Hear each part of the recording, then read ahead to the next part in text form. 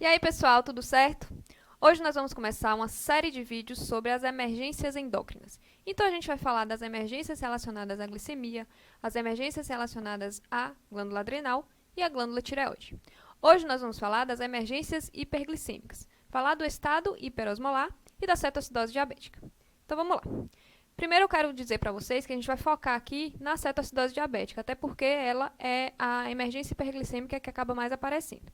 Então, cetoacidose diabética e estado hiperosmolar hiperglicêmico são duas complicações agudas graves do diabetes. Por que eu estou falando que são complicações agudas? Porque a gente tem as outras complicações que são complicações crônicas, como, por exemplo, alteração cardiovascular, alteração renal, alteração na retina, ao desenvolvimento, por exemplo, do mal perfurante plantar, do pé diabético. Tudo isso são complicações crônicas. Aqui a gente vai falar das complicações agudas. Então, cetoacidose e estado hiperosmolar são duas complicações muito graves do diabetes, beleza? A incidência anual da cetoacidose, principalmente, ela varia em torno de 1 a 5%. A gente acha, às vezes, que esse número de 1 a 5% é um número pequeno, mas quando a gente eleva isso para uma escala global, a gente percebe que a quantidade de casos que acontece é realmente muito alta. Então, é uma coisa que a gente tem que ficar de olho para diagnosticar e tratar, porque quando ela é diagnosticada e adequadamente tratada, a gente tem uma mortalidade bem menor, beleza? O diabetes do tipo 1 vai ser a forma do diabetes que vai estar relacionada à cetoacidose. Então, vai ser muito mais comum a gente encontrar cetoacidose diabética no paciente que é portador de diabetes do tipo 1. Tanto um paciente que já sabia que tinha o diabetes, quanto um paciente que vai começar a abrir o quadro a partir da cetoacidose. E por esse motivo, a cetoacidose também acaba sendo mais comum em pessoas mais jovens, então crianças, adolescentes, até adulto jovem. Alana, então quer dizer que cetoacidose diabética só vai acontecer no diabetes do tipo 1? Não. A gente pode ter uma cetoacidose diabética acontecendo no paciente diabético tipo 2.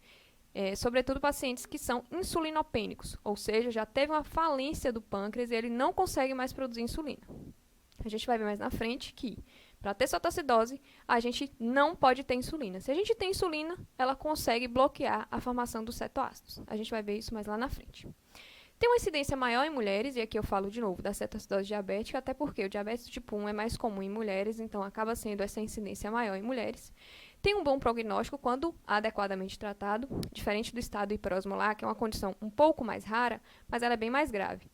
Mesmo com tratamento, acaba tendo um prognóstico pior do que no caso da cetoacidose diabética. Portanto, a mortalidade ela fica menor quando a gente diagnostica no momento correto e consegue tratar de maneira adequada. E aí o risco de morte acaba sendo maior realmente no estado hiperosmolar. Então vamos lá. Como é que a gente vai definir então uma cetoacidose diabética? A definição já está no nome. Ceto, presença de cetoácidos. Acidose, presença de acidose metabólica. Diabética, glicemia elevada. Então a gente precisa de 3 critérios para definir a cetoacidose diabética. O primeiro deles, glicemia elevada. É uma glicemia maior que 250. Presença de acidose metabólica. Então, a gente vai ter um pH menor que 7,3. E a presença de cetose. Tanto por cetonemia, presença de corpos cetônicos no sangue, como, por exemplo, ácido beta-hidroxibutírico, que é o que a gente consegue dosar, ou cetonúria significativa. O que é que eu falo? O que é uma cetonúria significativa? Maior que 2 cruzes. Por quê? Porque tem estado que a gente não está em cetoacidose diabética, mas a gente tem produção de cetoácidos que são eliminados da urina. Por exemplo, quando a gente está em um jejum prolongado. Jejum prolongado, a gente diminui o aporte de glicose e aí o corpo precisa quebrar alguma coisa para fazer energia. Ele acaba quebrando gordura e essa quebra da gordura libera cetoácidos. Esses cetoácidos podem aparecer na urina e formar essa cetonemia, que neste caso do jejum não é uma cetonúria, não é uma cetonúria significativa. Então, 3 critérios. Glicemia maior que 250, pH menor que 7,3 e presença de cetose. Já o estado hiperosmolar, também a gente vai ter uma hiperglicemia. A gente está falando de estado hiperosmolar hiperglicêmico. Uma outra coisa que a gente vai ter é a osmolaridade aumentada. Veja que no nome do estado hiperosmolar não tem acidose. E é justamente um dos critérios, não ter acidose. Então, para diagnosticar estado hiperosmolar, a gente precisa desses 3 critérios. Glicemia elevada, só que nesse caso a glicemia ela tem que ser maior, então a glicemia maior que 600. Presença de um pH maior que 7,3, ou seja, ausência de acidose metabólica. E o terceiro item, que é a osmolaridade sérica elevada. Então, a osmolaridade maior que 320. Por que no estado hiperosmolar a gente tem essa osmolaridade sérica elevada? Porque a gente tem glicemia muito elevada. Glicemia é soluto. Soluto acaba aumentando a osmolaridade do sangue. Lembra que na fórmula da osmolaridade a gente tem sódio, sendo um importante componente, porque a gente multiplica o valor do sódio por 2, mas a gente tem também a glicemia, que acaba sendo um componente para formar essa osmolaridade sanguínea. Então, como a gente tem uma glicemia extremamente elevada, a osmolaridade sérica vai ser maior. Beleza? Por que é, então, que a gente desencadeia um quadro de cetoacidose diabética, por exemplo? Existem alguns fatores precipitantes. O principal fator precipitante disparado para o desenvolvimento da cetoacidose diabética são as infecções. Então, a infecção do trato urinário, infecção do trato respiratório, por exemplo, pneumonia, às vezes tuberculose. Então, qualquer tipo de infecção pode ser um fator predisponente para a formação, para desencadeamento da cetoacidose diabética. Então, o principal fator é a infecção. Mas existem outros fatores. Então, por exemplo, é um paciente que já tem diabetes do tipo 1 e ele não faz tratamento adequado com a insulina. Para de usar a insulina. Vai desenvolver a cetoacidose. Paciente que está passando por um estresse agudo. Esse estresse agudo é o quê? Se estressou no trabalho ou na família? Não. Esse estresse agudo é um estresse metabólico, por exemplo. Então, um paciente que está sofrendo algum tipo de isquemia, paciente que infartou, paciente que teve um AVC, paciente que está sendo submetido a uma cirurgia. Cirurgia é um trauma controlado, mas é um trauma. Paciente politraumatizado, por exemplo. Então, tudo isso são situações de estresse agudo que acabam podendo desencadear quadro de cetoacidose diabética. Abuso de substâncias, principalmente álcool, algumas medicações que aumentam a resistência à insulina e problemas na bomba de insulina. Isso aqui também para pacientes que já têm o diagnóstico de diabetes do tipo 1, fazem o uso da insulina em bomba. Existe um dispositivozinho que alguns pacientes utilizam que o tempo inteiro vai infundindo insulina. Às vezes essa bomba ela dá problema e para. Se o paciente fica sem insulina, ele vai desenvolver a cetoacidose diabética. Mas se você esqueceu tudo que eu falei aqui sobre o fator precipitante, o que eu quero que você lembre é infecção, principal fator precipitante da cetoacidose diabética. Tá certo? No caso do estado hiperosmolar hiperglicêmico, vai estar muito mais associado, por exemplo, vai ter todos esses fatores que eu falei. Mas na cetoacidose a gente tem que lembrar que falta de líquido vai ser um importante fator. Então, pacientes que não têm acesso muito fácil a líquido. Que pacientes são esses? Principalmente idosos. A gente vai ver que o estado hiperosmolar é muito mais comum em idosos, ao contrário da cetoacidose, que é mais comum em jovem. Então, se no caso no estado hiperosmolar é mais comum em idoso às vezes tem menor acesso à água, idoso às vezes sente menos sede, às vezes é um idoso acamado que não tem tanta facilidade assim em beber água. Então, restrição de líquido é um importante fator associado ao estado hiperosmolar. Beleza? Como é que ocorre, então, a fisiopatologia dessa condição? Vamos lá. Para ter cetoacidose diabética, eu não posso ter insulina. Se eu tiver o mínimo que seja de insulina, eu não vou ter cetoacidose diabética. Por quê? Porque a insulina ela vai bloquear a produção de cetoácidos. Se eu não tenho cetoácidos, eu não tenho acidose metabólica.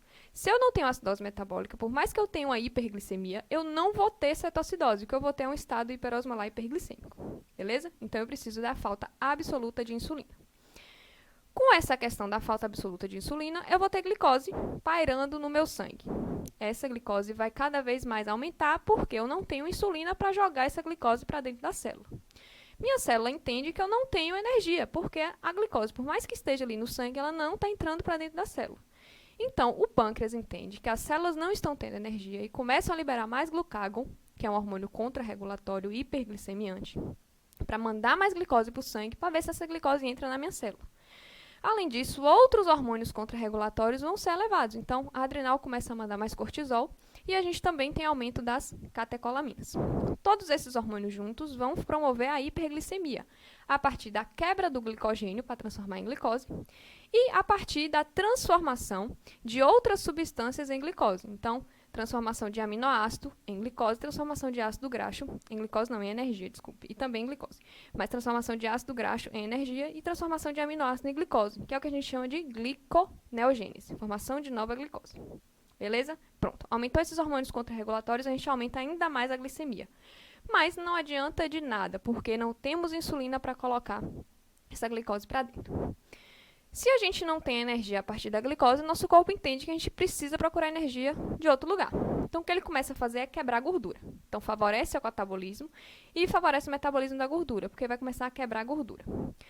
Quando eu quebro a gordura, eu divido em dois componentes, glicerol e ácido graxo. É justamente o ácido graxo que vai ser o substrato para a gente ter energia. Então, quando o ácido graxo ele vai estar disponível, ele vai sofrer uma oxidação no fígado e vai ser transformado em corpos cetônicos. São eles que vão dar energia para as nossas células, certo? Então, vai transformar em acetoacetato, beta-hidroxibutirato, que é o cetoácido que a gente consegue dosar no sangue para dizer que o paciente tem cetonemia. A acetona, que é um outro cetoácido. Então, esses cetoácidos vão ser formados a partir da quebra da oxidação dos ácidos graxos. Por conta desse aumento de corpos cetônicos, a gente vai ter uma acidose metabólica, que na cetoacidose diabética a gente chama de acidose metabólica com anion gap aumentado. Vamos fazer um parêntese aqui só para a gente entender o que é o anion gap. A gente, no nosso corpo, a gente precisa de um equilíbrio entre cargas negativas e cargas positivas. Então, a principal carga positiva que a gente tem, o principal eletrólito que a gente tem é o sódio. E das cargas negativas, os principais que a gente vai ter é bicarbonato e o cloreto. Então, a gente precisa da soma de carga positiva e carga negativa que elas sejam iguais. Só para dar um exemplo. A gente tem um sódio sérico, por exemplo, que o normal é cerca de 140 meg. A gente tem um bicarbonato, que o normal é cerca de 22, e a gente tem o cloro, que é uma carga negativa também, que o normal é cerca de 100 a 105. Perceba que a soma do cloro com o bicarbonato não vai igualar a soma do sódio, que é a nossa carga positiva. E o que é que vai igualar essas duas cargas? A presença de alguns ânions que não vão ser mensuráveis. Os cetoácidos estão dentro desses ânions não mensuráveis. Só que numa condição fisiológica normal, eles não vão alterar o metabolismo do nosso organismo. Não vai alterar, no caso, o nosso pH. No caso da cetoacidose diabética, onde a gente tem excesso da produção desses ânions, aí sim a gente vai ter repercussão e vai ter um quadro que a gente chama de cetoacidose metabólica com anion gap elevado. Por quê? O normal desse anion gap, dessa quantidade de ânions que são imensuráveis, vai até 10. Quando a gente ultrapassa esse limite, a gente tem uma acidose por conta desses ânions que aumentaram, que é a acidose metabólica com anion gap aumentado. Beleza? Vamos ter, obviamente, a hiperglicemia, cada vez mais hiperglicemia, porque a glicose não está entrando para dentro da célula. E o pâncreas está mandando mais glucagon, o adrenal está mandando mais cortisol e tudo isso eleva a glicemia. Como eu falei antes, glicemia é um soluto. E o soluto, ele puxa água. Como a gente tem um soluto em quantidade elevada, num meio em que a gente tem menos solvente, a osmolaridade sérica desse meio acaba ficando também mais elevada, certo? E por conta dessa osmolaridade sérica elevada, a gente começa a puxar água de locais onde tem maior concentração de água. Lembra que a água vai do meio menos hiperosmolar para o meio mais hiperosmolar. Então, a gente acaba puxando água de dentro da célula. A gente acaba fazendo uma desidratação intracelular. Além disso, a gente acaba fazendo uma desidratação global. Por quê? Temos muita glicose no sangue. Ele vai passar filtrado pelos nossos glomérulos e vai filtrar. Um rim normal, ele consegue reabsorver a glicose. E aí a gente não elimina a glicose na urina. Só que a gente tem muita glicose. O rim não dá conta de reabsorver tanta glicose. Então vai ter uma parte que vai ser, sim, eliminada na urina, que é o que a gente chama de glicosúria. Como eu falei, glicose é soluto. Soluto puxa água. A gente vai ter também uma diurese osmótica. Porque a glicose está saindo pela urina, a gente acaba puxando também a água para sair junto com essa glicose. Faz essa diurese osmótica e a gente fica desidratado. No caso, o paciente que tem a cetoacidose vai ficar desidratado e vai ficar depletado de volume. Beleza? Como é que vai ser o quadro clínico, então, refletindo essa fisiopatologia toda que a gente falou agora? A gente pode ter sinais de descompensação do diabetes. Então, por exemplo, um paciente que abre um quadro agora de cetoacidose diabética, é uma primeira infecção, né, uma primeira manifestação do quadro, e aí ele vai ter sintomas de descompensação, que são aqueles famosos 4Ps, né? Poliúria, polifagia, polidipsia, perda de peso e o mal-estar inespecífico que acaba acontecendo. O paciente pode ter dor abdominal. Por que que paciente com cetoacidose tem dor abdominal? Inclusive, essa é uma coisa que a gente tem que ficar atento à emergência. Muitos pacientes chegam referindo dor abdominal. E juntando todos esses quebra-cabeças com relação a fator de risco para a predisposição de ter uma cetoacidose diabética e os outros sintomas que a gente vai falar agora, a dor abdominal ela se encaixa muito nesse contexto. Então, muito paciente chega referindo dor abdominal e a gente tem que ficar ligado, prestar atenção e lembrar que pode ser cetoacidose. Por que que causa essa dor abdominal? os ácidos, eles são irritativos. Então, acaba irritando o peritônio, acaba irritando o diafragma, e por isso o paciente acaba se manifestando com dor abdominal, com náuseas ou com vômitos, beleza? Pode ter alteração do nível de consciência, tanto do estado já agitado até estado mais torporoso e comatoso, sendo que um estado mais comatoso é muito mais comum num paciente que tem o estado hiperosmolar hiperglicêmico, tá certo? Uma outra coisa importante da gente lembrar é o desenvolvimento da cetoacidose diabética. O quadro clínico é um quadro rápido, ele tem uma instalação rápida. No caso do estado hiperosmolar hiperglicêmico, a gente tem uma evolução muito mais insidiosa do quadro, tá certo? Essa é uma diferença importante entre esses dois. Além disso, vamos ter o quê? Desidratação, justificando o que eu falei lá na fisiopatologia, principalmente por conta da diurese osmótica. O paciente pode ficar com taquicardia. Por quê? Além de ter aumento das catecolaminas, que vão estar mandando, a gente pode ter o paciente hipotenso, porque está depletado de volume. A taquicardia é uma maneira que o organismo tem, que o sistema cardiovascular tem, de tentar compensar o débito cardíaco, que possivelmente vai estar reduzido por conta da hipovolemia, certo? Então, a gente acaba tendo taquicardia. Além disso, pode ter o hálito cetônico. Esses ácidos cetoácidos, eles acabam sendo voláteis, então a gente acaba tendo a manifestação dessa volatilidade desses ácidos a partir do hálito cetônico, que pode acontecer em alguns pacientes. Alteração respiratória. Então, o paciente vai ter taquipneia e vai ter aquela respiração clássica da acidose metabólica, que é a respiração de Kussmaul, uma respiração rápida e profunda. Por que o paciente faz isso involuntariamente? Porque ele está tentando lavar CO2. CO2, lembre que é um ácido fraco, mas é um ácido. Então, quanto mais ele tenta lavar o CO2 para reduzir essa acidez do sangue, ele está tentando compensar um quadro de acidose metabólica. Respiração de Kussmaul, beleza? E sinais do fator precipitante. Qual que é o principal? Infecção. Então, ele pode ter sinal de que está tendo uma pneumonia, uma infecção do trato urinário, às vezes infecção do sistema nervoso central, infecção de barriga, abdominal. Tudo isso pode estar acontecendo. Ou então um paciente que infartou, um paciente que teve um AVC, ou então um paciente que foi submetido a um trauma, uma cirurgia. Tudo isso a gente tem que ficar ligado. Como eu falei, a hipotensão pode acontecer ou não. Lembra que o paciente pode estar chocado sem hipotensão. Hipotensão seria um estado mais tardio do choque. Mas ficar ligado que pode acontecer. Beleza? Então pronto, o paciente chegou, a gente já viu que tem esse quadro clínico, a gente vai ter que solicitar os exames. Até para dar o diagnóstico, para saber se é realmente cetoacidose ou se é estado hiperosmolar. Então, obviamente, glicemia, a gente vai pedir. Vamos precisar de uma hemagasometria arterial, porque a partir da hemagasometria a gente vai ver tanto a osmolaridade sérica quanto o pH. Se tem acidose, nesse contexto todo, é cetoacidose diabética. Se não tem acidose, com certeza não é cetoacidose. Aí a gente vai para o lado do estado hiperosmolar hiperglicêmico. Certo? Beta-hidroxibutirato é um exame caro, a gente não vai encontrar em toda unidade.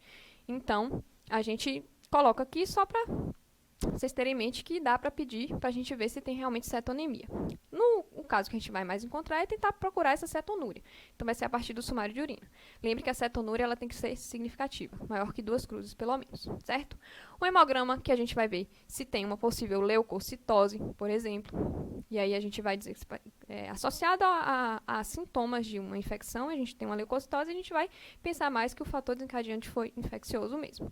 Eletrólitos. E aqui, principalmente, potássio.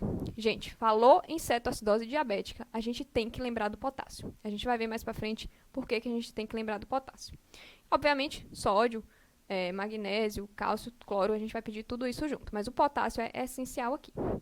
E a gente vai solicitar outros exames a depender da suspeita que a gente tem. Então, a gente está suspeitando de uma infecção do sistema nervoso central, a gente vai pedir líquido. Está suspeitando de infecção qualquer, hemocultura. Infecção do trato urinário, vamos pedir uma urocultura. Está suspeitando, por exemplo, o paciente pode ter tido um AVC, ou então uma encefalite, ou então outra condição do sistema nervoso central. Tomografia de crânio e por aí vai. Então, a gente pede o exame de acordo com a suspeita que a gente fez naquele momento de fator precipitante. Beleza? E aí, a gente vai para o tratamento. Primeira coisa é tratar o fator precipitante. Não adianta a gente tratar só a cetoacidose em si se a gente não trata a causa que fez desencadear essa cetoacidose. Então, lembre de procurar e tratar o fator precipitante. É infecção? Vamos dar antibiótico para esse paciente. Foi infarto? Foi um AVC? Vamos fazer as medidas para essas condições isquêmicas, tá certo? O paciente foi submetido a um trauma ou está em cirurgia, vamos tirar esse fator precipitante que fez desencadear essa condição. E aí a gente passa para o tratamento específico da cetoacidose, que vai percorrer em 3 pilares importantes: hidratação, insulina e potássio. Muita gente fala que o tratamento da cetoacidose é VIP, V de volume, e de insulina, P de potássio. Então vamos lá destrinchar um pouquinho mais esse tratamento. Primeira coisa, hidratação. Se chegou um paciente com cetoacidose, a gente tem que hidratar. Por que a hidratação é tão importante? Primeiro porque o paciente, pela própria fisiopatologia, tem uma desidratação com depressão de volume. Segundo porque a própria hidratação já vai reduzir a glicemia e já vai melhorar um pouco a acidose metabólica. Então, o que a gente faz de imediato?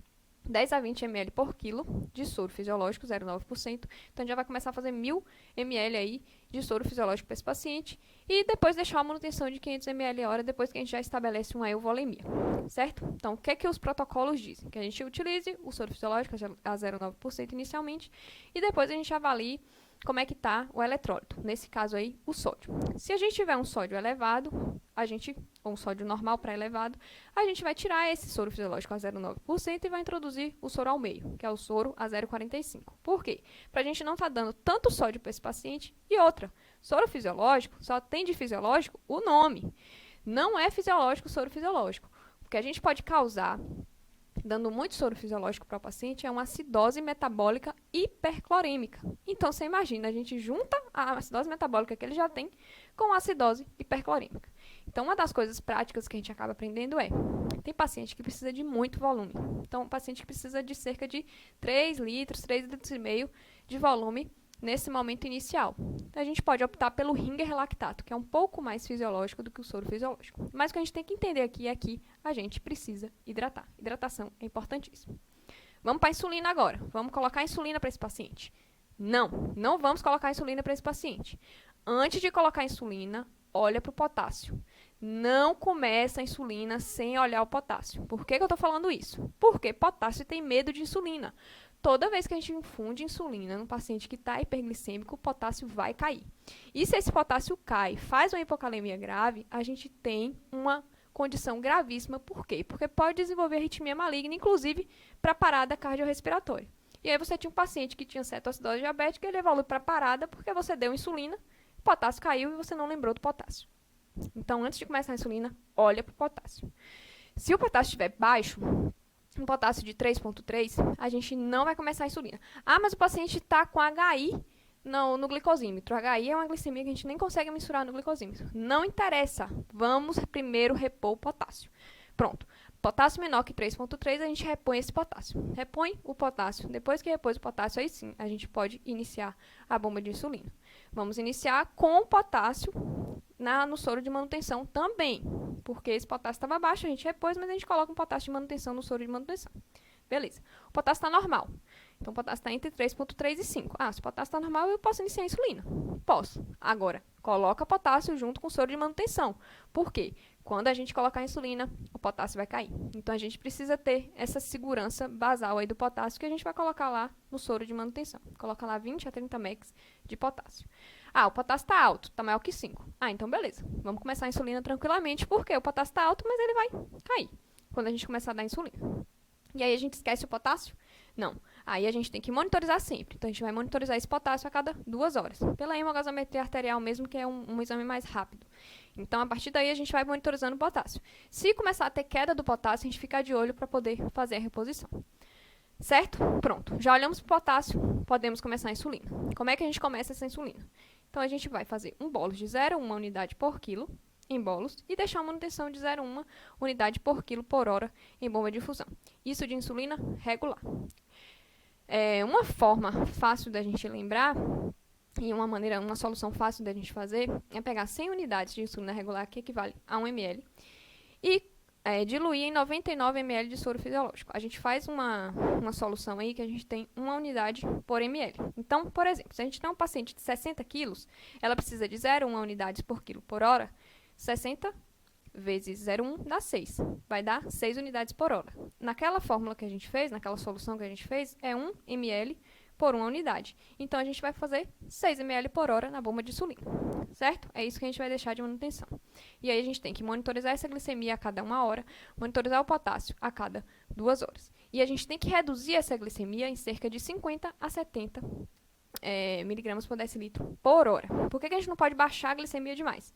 Porque a gente precisa de tempo da insulina agindo com a glicose para poder bloquear essa produção de cetoácidos e ir resolvendo gradativamente a cetoacidose.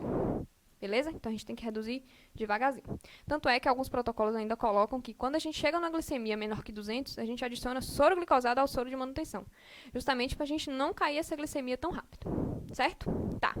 E o bicarbonato, que está aqui, para a gente lembrar. Quando é que a gente vai fazer? A gente vai fazer bicarbonato quando a acidose metabólica estiver muito grave. Lana, mas se você for fazer uma gasometria de um paciente que tem cetoacidose diabética, você vai ver que o bicarbonato vai estar baixo. Mas o bicarbonato está baixo não porque está faltando bicarbonato, porque a produção de bicarbonato está deficiente. Está faltando bicarbonato porque a produção de cetoácidos está tão grande que ele está fazendo o consumo do bicarbonato. Então, para resolver isso, a gente tira os cetoácidos que o bicarbonato volta a subir. Então, a gente não necessariamente precisa dar bicarbonato. Portanto, a gente só vai dar bicarbonato para esses pacientes se a acidose estiver muito grave, um pH menor que 6,9. Aí a gente faz o bicarbonato. Quando o pH chegar a 7, a gente suspende o bicarbonato. E o que vai resolver a questão dos cetoácidos é a hidratação junto com a ação da insulina. Beleza? Então, bicarbonato só quando necessário. Tá bom, fizemos tudo isso. Como é que eu vou saber se o paciente já saiu da cetoacidose ou se ele ainda está em cetoacidose? Então, a gente tem alguns critérios de resolução. Quais são eles? A gente precisa ter uma glicemia menor que 200 e mais 2 desses 3 outros critérios. Então, glicemia maior que 200, mais pH maior que 7,3, então saiu da acidose, bicarbonato maior ou igual a 15 e um anion gap menor que 12. Lembra que eu falei que na cetoacidose diabética a gente tem uma acidose metabólica com anion gap elevado? Se a gente tem essa redução do anion gap, significa que a gente está melhorando esse estado de cetoacidose diabética. E o estado hiperosmolar. Como é que a gente vai saber que a gente está melhorando esse estado? Também temos alguns critérios. Então, a glicemia tem que estar reduzida, glicemia menor que 300. A osmolaridade sérica também tem que ter reduzido, então a osmolaridade sérica é menor que 315. E recuperação do nível de consciência. Lembra que eu falei que no estado hiperosmolar é muito mais comum a alteração no nível de consciência? O paciente que normalmente chega torporoso, chega comatoso, muitas vezes. O paciente chega bem mais sonolento, bem mais rebaixado. Melhorou o estado do nível de consciência, junto com esses outros 2 fatores, a gente diz que ele está resolvendo do estado hiperosmolar. E uma coisa que a gente tem que lembrar é que pode ter complicação, principalmente decorrente do tratamento da cetoacidose diabética. Quais são essas complicações? Hipoglicemia. Claro, a gente está dando insulina para esse paciente, dando insulina. O que pode acontecer é a glicemia baixar demais. Aí a gente tem a hipoglicemia, ficar atento a isso. Hipocalemia, como eu já falei, potássio tem medo de insulina. Toda vez que a gente infunde insulina, o potássio corre para dentro da célula. Então, a gente pode ter hipocalemia, ficar muito atento, porque pode fazer arritmia e levar a parada. E edema cerebral. Por quê? A célula que mais sofre com mudança de osmolaridade é o neurônio. Então, se a gente tinha um estado hiperosmolar, uma osmolaridade sérica elevada, onde estava saindo água da célula e indo para esse meio, quando a gente resolve essa osmolaridade, o que pode acontecer é a água voltar de onde ela saiu. E isso pode causar um edema cerebral. Beleza? Então, lembrar dessas complicações. Então, galera, era isso que eu tinha para falar para vocês sobre essas emergências hiperglicêmicas. A gente se encontra nos próximos vídeos para falar sobre as outras emergências endócrinas. Espero que vocês tenham gostado. Um grande abraço e até a próxima aula.